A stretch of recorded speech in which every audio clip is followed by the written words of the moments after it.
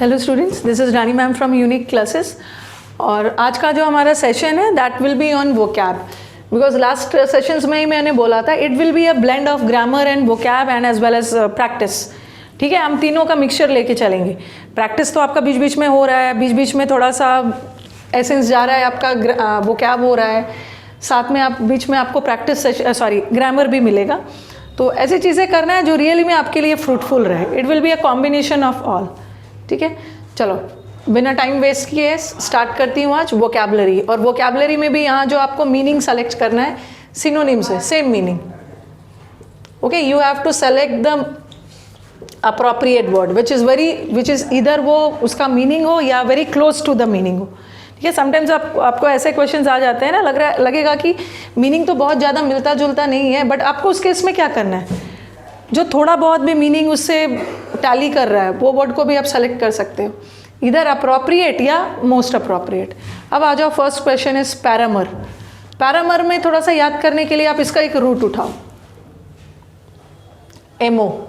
Ammo आ गया, ठीक है, इसका रूट है एमओ। और जिस वर्ड में भी एमओ आ गया, शायद मैंने आपको ये रूट वर्ड में करवाया भी, amo is related to love. ठीक है, लव से रिलेटेड है, किसी के लिए आप किसी चीज़ के प्रति आकर्षित हो, यू लव डूइंग समथिंग। जैसे एक वर्ड आपने सुना होगा अनेमर्ड, ओ यू आर भी लगा सकते हैं, आर भी लगा सकते हैं, दोनों सही है। एम ओ यू आर भी सही है, आर भी। यहाँ भी देख अनेमर्ड, जैसे I was enamoured of his charismatic personality. Enamoured हो जाना मतलब किसी के प्रति आकर्षित हो जाना, अट्रैक्ट। ओके, कोई चीज़ आपको अट्रैक्ट कर रहा है, कोई चीज़ आपको अपनी ओर आकर्षित कर रहा है, किसी से बहुत ज़्यादा, किसी चीज़ से भी, जैसे उसकी पर्सनालिटी से I was very attracted, I was enamoured of his charismatic personality. तो अनेमर्ड में एमओ वर्ड आ गया, एमओ। आप जो चीज़ अट्रैक्ट किस चीज़ से होते हैं, जो चीज़ को आप लव करते हो, जो चीज़ को आप पसंद करते हो। तो एमओ वर्ड जहाँ भी आ गया, amo is related to love. Okay, तो पैरामर है, paramour is a noun, love से रिलेटेड है। और यहाँ पे हमारा कंपेनियन है। फ्रेंड का मतलब भी दोस्त, कंपेनियन का मतलब भी आपके साथी, दोस्त। जब दोनों मीनिंग एक जैसा निकल रहा है, मतलब दोनों का सेम है, दोनों नहीं होगा। और राइवल का मतलब क्या है, राइवल इज आपके विरोधी, आपके एनिमी। ठीक है, आपके अपोजर, आपके एनिमी, आपके कंटेंडर, जिससे आप कंपटीशन है आपका कॉम्पिटिटर। ठीक है, कॉम्पिटिटर, विरोधी, एनिमी, कंटेंडर, अपोजर, ये सब आपका राइवल हो गया। और जैसे कि मैंने आपको बताया कि एमओ वर्ड किस सेंस में जा रहा है, amo word goes in sense of love. तो paramour is lover, lover, this is the correct answer. Okay, अब मैं ऊपर का वर्ड रब करते जा रही हूँ ताकि एक्सप्लेन करने में इजी हो, क्योंकि हमें ये नहीं करना है कि सीधा इसका आंसर ये, इसका आंसर ये, सबका मीनिंग भी समझना है और कैसे याद रखा जा सके। पैरामर को आप याद कर लो, amo. Amo, amo goes in sense of love. जैसे एमी, एमी जाता है in sense of friendliness, friendly, amicable, amiable.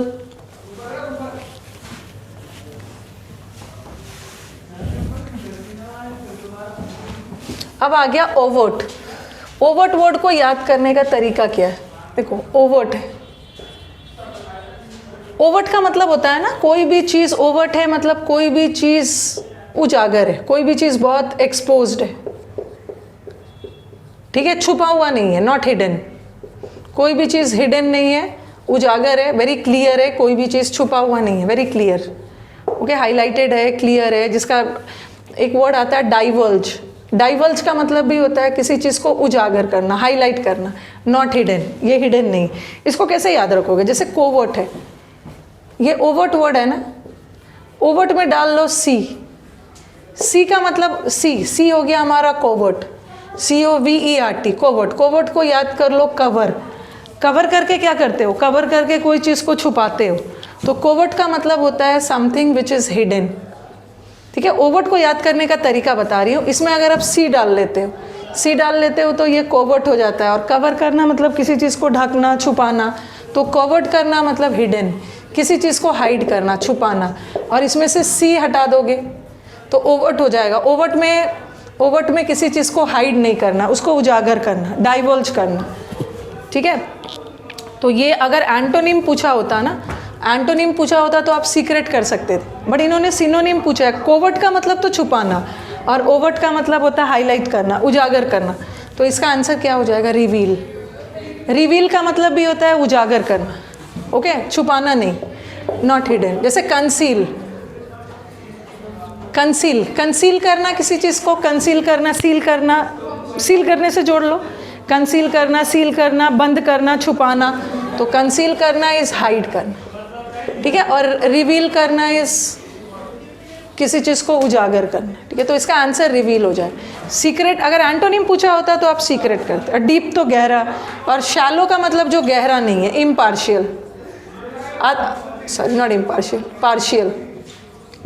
Partial का मतलब होता है इनकम्प्लीट, आधा अधूरा। इफ़ आई से she has a shallow knowledge of English, उसे शैलो नॉलेज है मतलब आधा अधूरा, पार्शियल, आंशिक, और इसी का उल्टा डीप हो जाए। तो ओवर्ट का मतलब होता है उजागर करना, कोवर्ट का मतलब होता है छुपाना। जैसे कोवर्ट का मैं और भी आपको वर्ड्स बता रही हूँ, ये देखो, एक वर्ड से आप बहुत सारे वर्ड सीख सकते हैं। कोवर्ट, कोवर्ट का मतलब है कवर करना, कवर करना इस छुपाना, हिडन, ये तो इसका सिनोनिम्स लिख रही हूँ, ठीक है। कोवर्ट करना इस छुपाना, hidden, secretive. You have the word clandestine. Clandestine का निमोनिक क्या बनाओगे? क्लैंडेस्टाइन, कैंडल, कैंडल को छुपा के रखना है ताकि लाइट चली जाए तो वो आराम से मिल जाए, एक सही जगह पे छुपा के रखना है। फिर एक वर्ड है सरप्शियस। सरप्शियस को याद कर लो, सर्प, सर्प, सर्प का मतलब क्या है? सांप, सांप छुपा हुआ रहता है। सांप देखोगे अपने बिल में हमेशा हिडन रहता, अचानक से आ जाता, okay. A snake in the grass, सुना होगा, अ snake in the grass, a hidden enemy. ये तो इसका सिनोनिम हो गया, और इसका एंटोनिम क्या हो जाएगा? ये तो उजागर करना, ओवर्ट। इसका आप डिस्गाइज भी कर सकते हो, छुपा हुआ, डिस्गाइज, बहुत सारे वर्ड। इसका ओवर्ट, इसका आप छुपा के रखने को आप कंसील भी बोल सकते हो, कंसील। और ये तो किसी चीज़ को उजागर करना, डिस्क्लोज्ड, किसी चीज़ को एक्सपोज करना। You divulge the secret, secret को डाइवर्ज करना मतलब उजागर करना। ये सारे वर्ड्स हो गए। Now come to the word quixotic. See this word has two pronunciations, एक बार आप चेक कर लेना। एक होता है, एक कैरेक्टर है, आपको बताती हूँ, इसको रब कर रही हूँ। एक कैरेक्टर है हमारे इंग्लिश में, एक कैरेक्टर है जिसका नाम है डॉन कीहोते। इसका दो प्रोनाउंसिएशन है, एक बार आप चेक भी कर सकते हो। जैसे जब हम लोगों ने स्कूल लेवल में पढ़ा था तो हमारे टीचर ने पढ़ाया था डॉन क्विक्सोट, इसका एक प्रोनाउंसिएशन है डॉन क्विक्सोट। और हमारे बच्चे जब पढ़ रहे हैं तो उनके टीचर पढ़ा रहे हैं डॉन कीहोते, ठीक है, वो बोल रहे हैं डॉन कीहोते, एंड हम लोगों ने अपने स्कूल के दिनों में पढ़ा था डॉन क्विक्सोट, ठीक है। दोनों प्रोनाउंसिएशन इज करेक्ट, बट जानना है कि ये है कौन। एक हमारा क्लासिक नॉवल था, जैसे हमारे बहुत सारे, आप ब्रिटिश में भी देखोगे ना, कुछ ऐसे नॉवेल्स होते हैं जो क्लासिक होते हैं, मास्टरपीस होता है। तो एक क्लासिक नॉवल था, उस नॉवल का नाम था डॉन क्विक्सोट, और डॉन क्विक्सोट उस नॉवल के हीरो थे। This was a classical novel, ठीक है, बहुत उपन्यास था जो बहुत फेमस हुआ था। ये हमारा एक लिटरेरी नॉवल है, ठीक है, हमारे ब्रिटिश में। और वहाँ पे ये जो नॉवल है, इसमें एक कैरेक्टर था जिसका नाम था डॉन क्विक्सोट या कीहोते बोलो, ठीक है। इस कैरेक्टर के नाम पे ही ये नॉवल का नाम पड़ा। तो डॉन कीहोते एक ऐसा कैरेक्टर था ना, जो उन्होंने क्या किया कि उन्होंने भी बहुत सारा नॉवेल्स पढ़ा था, रोमांस एंड ऑल वाला नॉवेल्स, और वो सब नॉवेल्स पढ़ के उन्होंने सोचा कि मैं भी दुनिया से सारा दुख दर्द हटाऊंगा, मैं भी हीरो बनूंगा। और इस हीरो बनने के चक्कर में, इस दुनिया से दुख हटाने के चक्कर में उन्होंने कुछ ऐसे तौर तरीके अपनाए ना जो प्रैक्टिकल नहीं था, ठीक है, जो मतलब बहुत फिजिबल नहीं था, जो बहुत प्रैक्टिकल नहीं था, जो थोड़ा सा इमेजिनरी था। ऐसे रास्ते अपनाए जो कि एकदम काल्पनिक था, सीधा साधा मेथड्स नहीं था, जो प्रैक्टिकल नहीं था, और उसी चक्कर में फिर उनकी डाउनफॉल हो जाती है। और ये कैरेक्टर इतने फेमस हुए कि हमारे इंग्लिश में इस कैरेक्टर के नाम पे ही एक एडजेक्टिव बना दिया गया, क्विक्सोटिक या कीहोटिक। किहोतिक भी बोल सकते हो, क्विक्सोटिक। तो क्विक्सोटिक लोग वो होते हैं ना जो प्रैक्टिकल नहीं होते, जो कल्पना की दुनिया में रहते हैं, उनके तौर तरीके भी इमेजिनरी तौर तरीके होते हैं जो प्रैक्टिकली पॉसिबल नहीं है। तो ये कियोटिक या क्विक्सोटिक लोग वो होते हैं जो क्या होते हैं, दे आर इमेजिनरी, जो कल्पना की दुनिया में रहते हैं, जो रियलिटी से दूर है। तो आंसर इसका इमेजिनरी। अगर इसका एंटोनिम पूछा होता तो आप क्या करते, प्रैक्टिकल। जो चीज़ प्रैक्टिकली पॉसिबल है, बट ये तो इमेजिनरी है, काल्पनिक है। इसी दुनिया से सारे हीरो बनने के चक्कर में इमेजिनरी तौर तरीके अपना के और फिर उनकी डाउनफॉल हो गई। ठीक है, तो क्वियोटिक का मतलब भी होता है जैसे किसी पर्सन, कुछ लोग ऐसे होते हैं ना जो धरती पे नहीं रहते हैं, इमेजिनरी बातें करते हैं, जो लोग प्रैक्टिकलिटी से दूर है, तो ऐसे लोग को हम कियोटिक बोल सकते हैं। A person is chaotic in the sense he is very far from reality. Next sentence आ जाओ।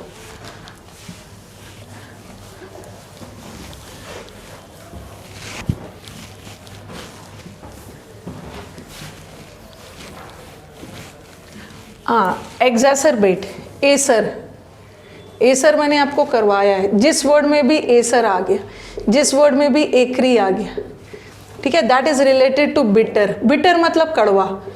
वैसे लोग बहुत कड़वा, हार्मफुल, नुकसानदायक उस सेंस में होता है। मैंने आपको वर्ड दिया था जैसे असरबिक, देखो इसमें भी एसर वर्ड आ गया, असरबिक, एक्रेड, एक्रीमोनियस, ये सब आपको रूट वर्ड में करवाया।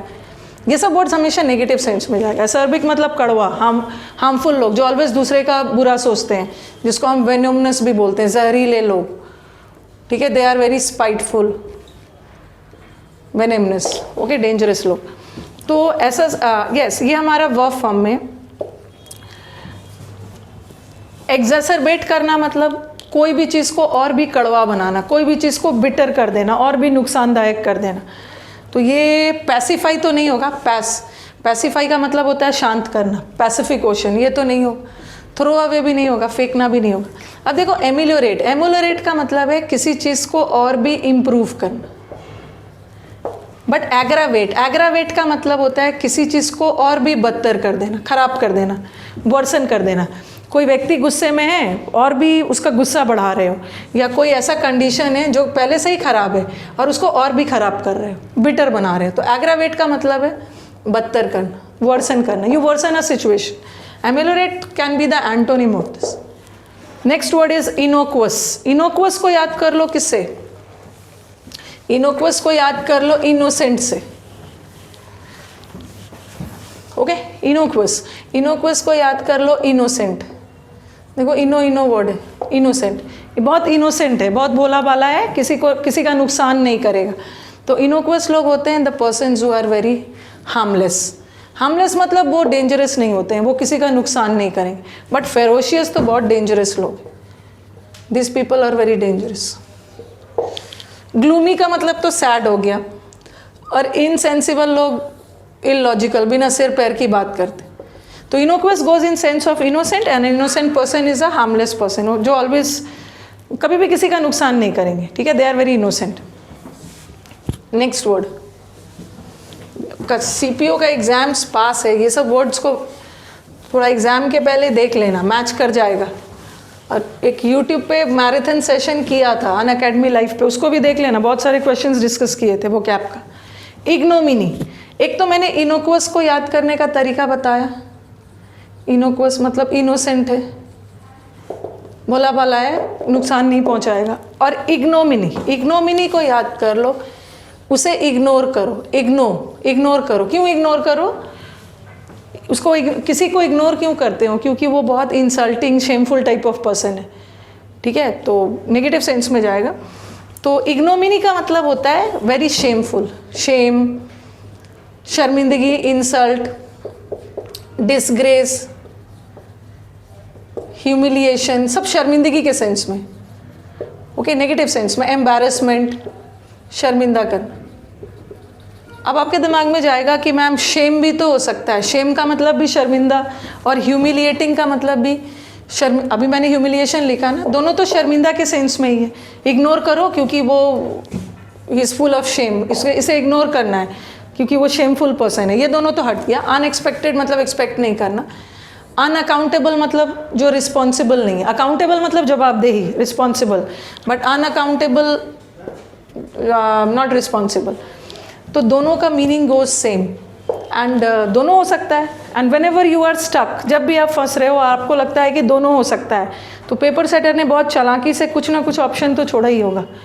अब ध्यान रखना, ये जो शेम है दैट इज़ अ नाउन, और ह्यूमिलिएटिंग कभी कभी वर्ब का आईएनजी फॉर्म एडजेक्टिव का काम करता है। दोनों में मीनिंग तो दोनों का सेम है, बट ये एक एडजेक्टिव है और एक नाउन है। अब देख लेना हमारा इग्नोमिनी, इग्नोमिनी इज शर्मिंदगी, तो ignominy is also noun. So if the word comes in noun form the option also has to be in noun, तो शेम हो जाएगा। ह्यूमिलिएशन होता तो ये हो सकता था answer. Now come to the last word, esoteric. ये हमारा 16 में मेंस में आया था, एसो। अच्छा, आपने ये वर्ड सुना होगा, एसो, एसोफेगस, वेसोफेगस सुना होगा। वेसोफेगस हमारा क्या है? Food pipe.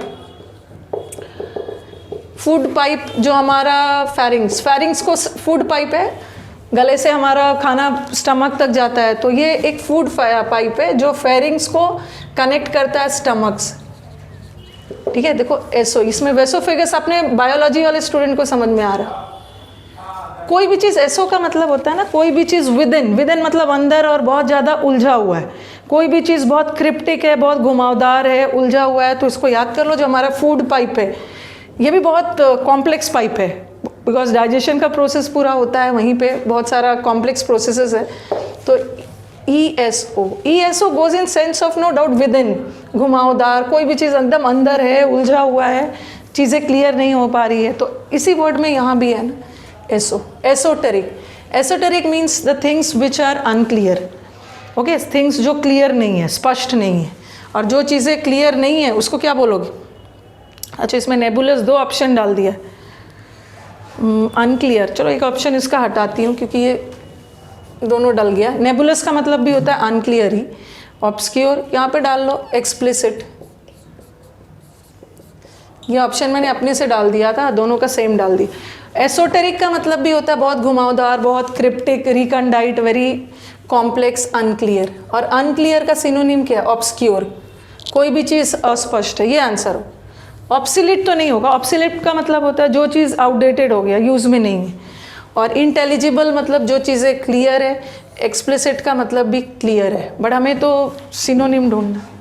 ओके, तो 7 words we have covered, and this 7 words we have covered a lot of words, अलग अलग किया हमने। चलो, अगर वीडियोस अच्छे लग रहे हैं चैनल को सब्सक्राइब करो, वीडियोस को शेयर करो दोस्तों के बीच में, ताकि मैक्सिमम लोग फ़ायदा उठा सके जो क्लासरूम तक नहीं आ रहे। अब मिलते हैं हम नेक्स्ट सेशन में। Thank you.